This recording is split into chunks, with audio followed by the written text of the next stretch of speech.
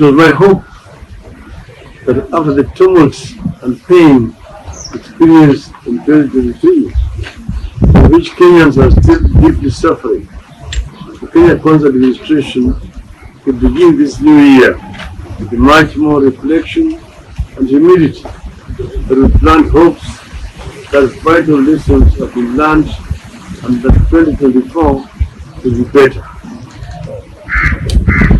We were wrong. Yesterday, on the second day of the new year, Hon. William Ruto hit the ground more hot, aggressive, dismissive, and dictatorial than we have ever known. It would have been easy to let Ruto's threats against the judiciary pass as those of a leader who is ever getting frustrated with the reality of imminent abject failure. The threats that the Kenya Kwanza regime continues to have and puff about must be seen in their correct context as a scapegoating and diversionary tactic of the pressing social and economic pressures the regime has subjected the people to. On the subject of Mr. Ruto's latest strange rage, judiciary is too critical to the well-being of our country and our democracy, making it extremely important. Kenyans know that we've been here before.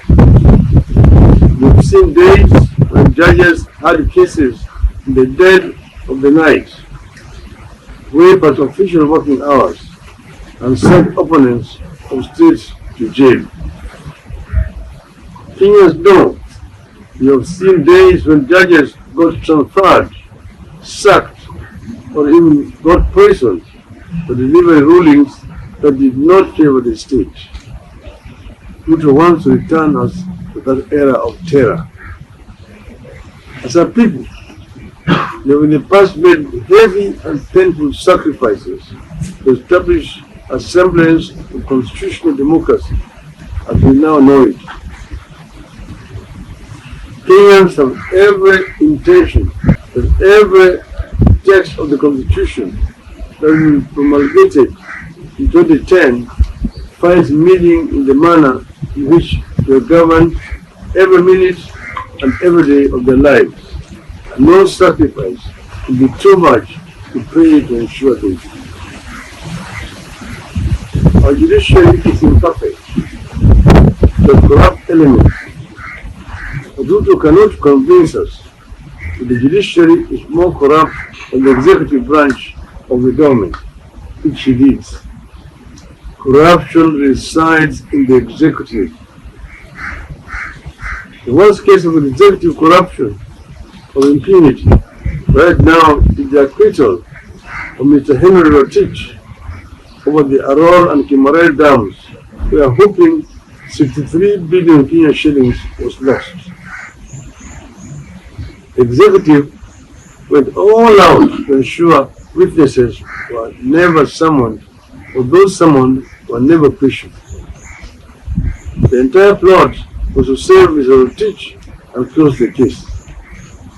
Ruto is not outraged by that. The executive is where the petroleum, the 16.5 billion edible oils, out and tell him that he has crossed the line. When the Supreme Court made its contemptuous ruling against the Raila Moya's presidential election in 2022, he said he strongly disagreed but accepted it in the interest of furthering the rule of law, democracy, stability, and healing of our nation. It remains our position to date that disobeying court rulings is a sure path to chaos and the collapse of the nation. Mr. Ruto has captured Parliament, and bills now come straight from State House and get ratified by the lawmakers. Sometimes, after 2 bills or 3 are ratified in one afternoon. There's no debate among these days on bills. If there was ever any doubt about the malevolent intent of the Kenya Kwanza regime in regard to the Constitution of Kenya, yesterday's attack by Mr. William Ruto on the judiciary removes all the doubts.